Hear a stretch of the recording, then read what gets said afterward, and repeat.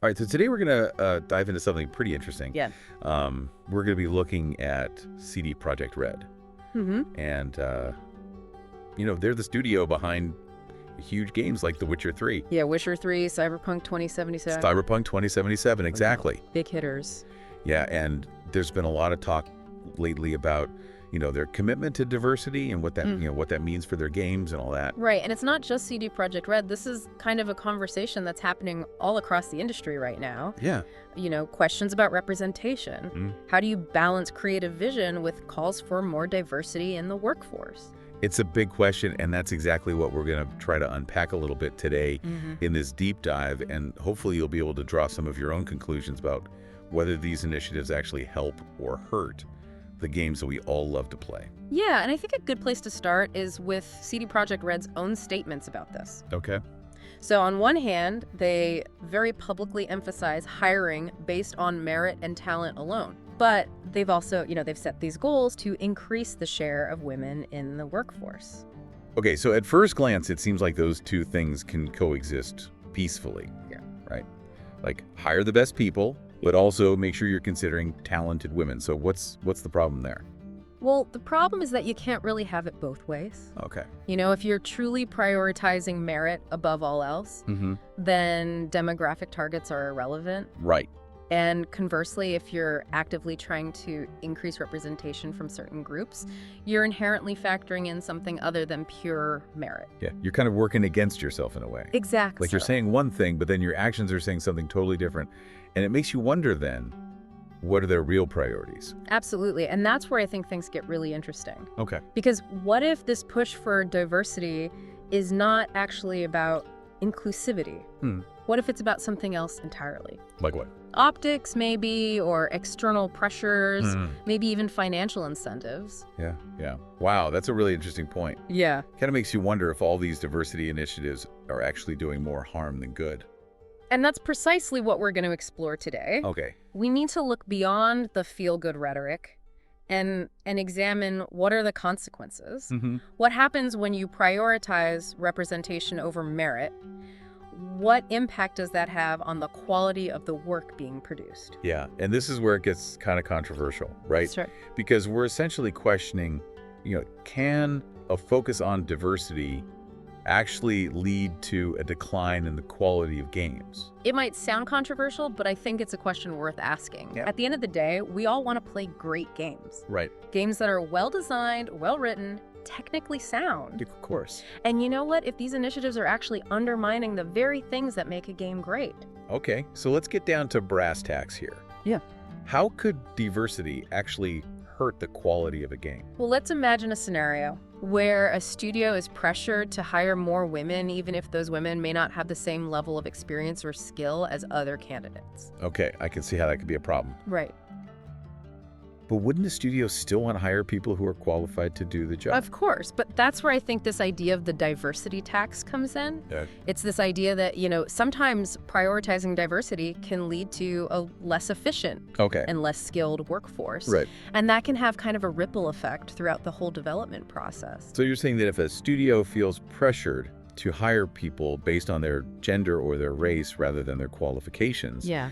it could slow down development and potentially lead to a game that just isn't as good. Absolutely, and that's just one potential consequence. Okay. There's also the issue of creative vision. Right. When you change the composition of a team, you inevitably change the perspectives and experiences that are being brought to the table. Right. And so if you're trying to make a specific type of game, a game with a certain feel or tone, having a diverse team could lead to clashes in vision. Yeah, it's like trying to make a cake with too many cooks in the kitchen. Yeah. Each with their own idea of what the cake should taste like. In the end, you just end up with a mess. Right. So if a studio is prioritizing diversity over that creative cohesion, how might that actually manifest in the game itself? Yeah. What specific things about the game might be negatively impacted? Well, it can manifest in a lot of different ways, and the impact can really vary depending on the genre and the specific creative decisions being made. Okay, so let's hear some examples. What kind of problems could arise? Well, one example we can look at is Ubisoft. Go. In recent years, they've made a very public push for diversity and inclusion. Right, I've heard about that. Implemented a bunch of initiatives, set these ambitious representation targets. Okay, but haven't they also released some pretty successful games like during that same period. Yeah. So doesn't that kind of suggest that you can have both? It's a good question. And, it's one that a lot of people ask. But if you dig a little deeper, you start to see a different picture emerging. And there's some anecdotal evidence from within Ubisoft suggesting that maybe these initiatives have actually had a negative impact on the company's workflow and the quality of their games. Okay, I'm listening. What kind of anecdotal evidence are we talking about? So there have been reports of women being promoted into leadership positions despite lacking the necessary experience or qualifications. Okay. And that's led to situations where teams are being managed by people who don't fully understand, the intricacies of game development. And that results in poor decision-making, missed deadlines, and ultimately a decline in the quality of the game. Okay, but are these just isolated incidents, or is this a sign of a larger trend within Ubisoft? Well, I think it's indicative of a larger trend, and there are other examples to support this. Like what? There have been stories about female developers being given preferential treatment even when their work is subpar. And this creates a culture of resentment and inequality within the team. Right. Male developers feel that their contributions are being undervalued or overlooked.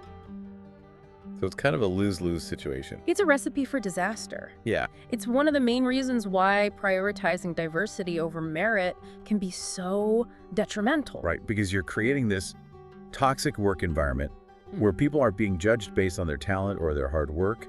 They're being judged based on something completely arbitrary. Exactly. And how can any company expect to produce high-quality work under those conditions? Right. It's impossible. Right. It just breeds resentment and just makes it harder for everyone to do their jobs. Exactly. So let's go back to this concept of the diversity tax. Sure. Can you explain a bit more about how that actually plays out in a real-world scenario? Okay, so imagine you're leading a team of game developers.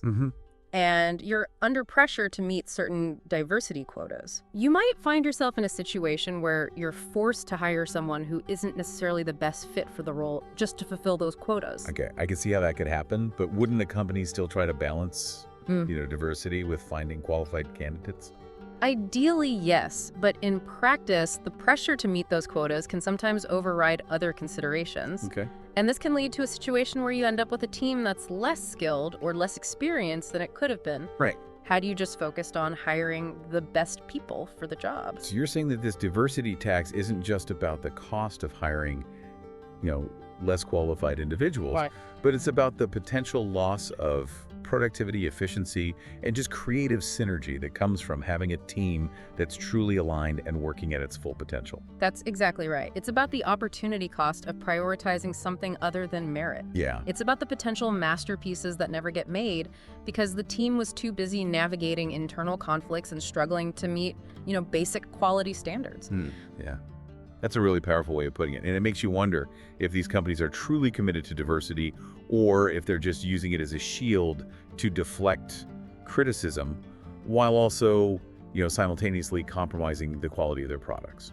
I think a lot of gamers are starting to see through the smoke and mirrors. Yeah. And they're realizing that this push for diversity isn't always about creating a better or more inclusive industry. Yeah. Sometimes it's about something much more cynical. That's a pretty bold statement. Yeah. But before we jump to conclusions, let's hear the other side of the argument. Okay. What do proponents of diversity initiatives have to say about these concerns? Right. How do they respond to this idea of a diversity tax or, the potential negative impacts on game development? Well, they typically argue that diversity actually leads to better products. Okay. They claim that diverse teams are more innovative, more creative, and more in touch with the needs of a global audience. So they're basically saying that diversity is a benefit, not a burden. But do they have any evidence to back that up? Well, that's where things get a bit murky. Okay. There have been some studies that suggest a correlation between diversity and innovation. But the evidence is often inconclusive and subject to interpretation. Right. And even if there is a correlation, it doesn't necessarily mean that diversity is the cause of that innovation. Right. Correlation doesn't equal causation. Exactly. There could be other factors at play. Okay, so it's not as simple as saying diversity equals better games. Right. It's a lot more complicated than that. It's a much more nuanced issue. But let's go back to this argument that diverse teams are better able to connect with a global audience. Okay. Isn't that a valid point? Sure. Like the gaming industry is becoming increasingly globalized. Yeah. Companies need to be able to appeal to a wider range of players. That's true. The gaming industry is becoming more globalized. Nice. And it's important for companies to be aware of the cultural sensitivities and preferences of different regions. But I don't think that necessarily means you need a diverse team to achieve that. Okay. You can have a team of talented individuals who are culturally sensitive Right. and attuned to the needs of a global audience without necessarily reflecting those demographics within the team itself.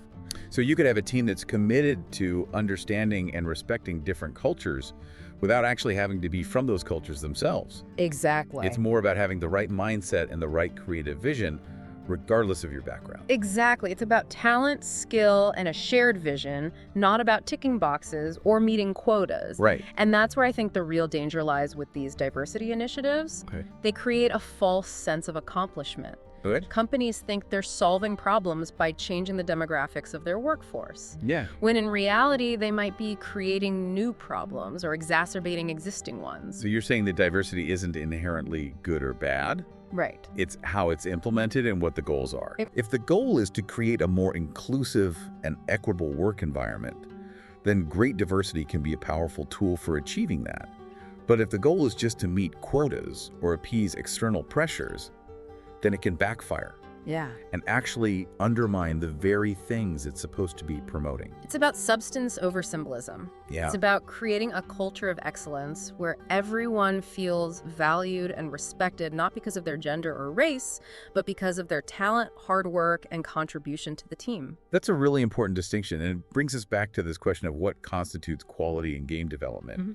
We've talked about the potential negative impacts of prioritizing diversity over merit, but how do we actually define quality in a way that's, objective and measurable? That's a great question, and it's one that's debated a lot. Yeah.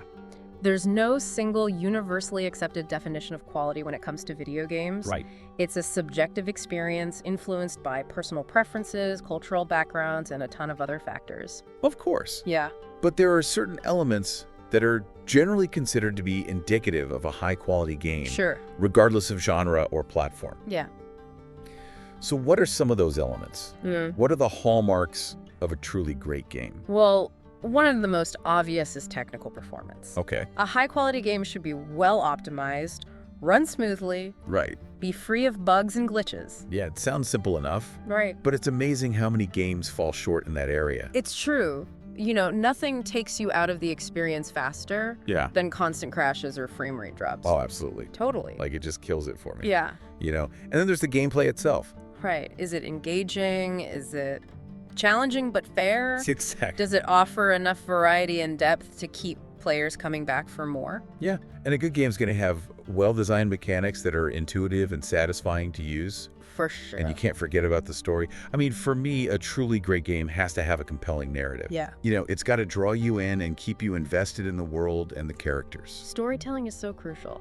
It really is. A high-quality game will have a well-written story, memorable characters, meaningful choices, Yeah. and a satisfying resolution. Like, it should make you feel something. Yeah, transport you to another world. For sure, and I would also argue that, the visuals play a huge role as well. Yeah. Like, stunning graphics can really elevate the whole thing Absolutely. and create a more immersive world. Visual fidelity is so important. Yeah. A high-quality game will have beautiful graphics, detailed environments, and lifelike animations. Right, it all adds to that aesthetic appeal. Yeah.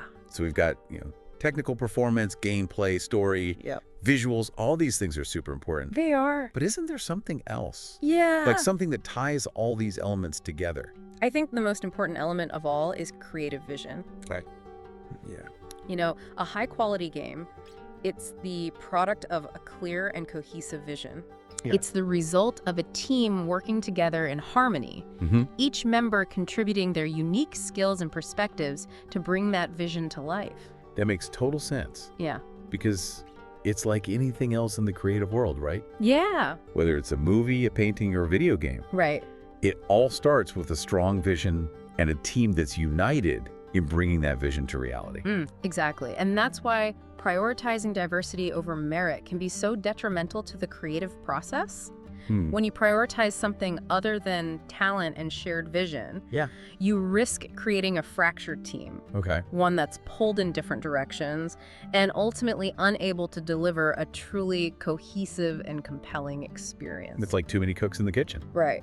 If you have too many people trying to assert their own ideas without a clear guiding vision, the final product is probably going to be worse for it. Exactly, and that's why it's so important for studios to be mindful of the potential downsides of these diversity initiatives. Right. You know, the intention may be good, but the execution can sometimes backfire and lead to unintended consequences that ultimately harm the very people they're trying to help.